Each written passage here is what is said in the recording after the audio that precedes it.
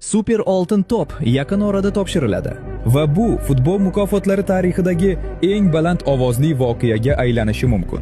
Bu unikal mukofot bir mavsum uchun emas, balki butun 30 yilda faqat bir marta beriladi. Ovoz berish huquqi faqat oltin to'plo sohiblariga tegishli, ya'ni qarorni futbol afsonalarining o'zi chiqaradi.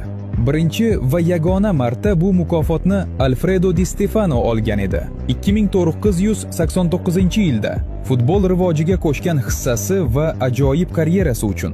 Lekin shu paytdan beri 30 yildan ko'proq vaqt o'tdi va endi navbatdagi super chempionni tanlash vaqti keldi. Butun dunyo intiqlik bilan kutmoqda. Final poygasida Lionel Messi va Cristiano Ronaldo.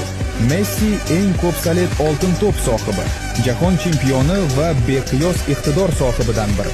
Ronaldo futbol tarixidagi eng yaxshi to'prar, fenomenal statistikaga ega va butun karyerasi davomida barqarorlik namunasi. Rasmiy g'olib nomi hali sir saqlanmoqda, ammo muxlislar allaqachon tortishmoqda. Bu sharafga kim ko'proq munosib? Siz nima deb o'ylaysiz? Super oltin to'p kimga berilishi kerak? Izohlarda yozib qoldiring.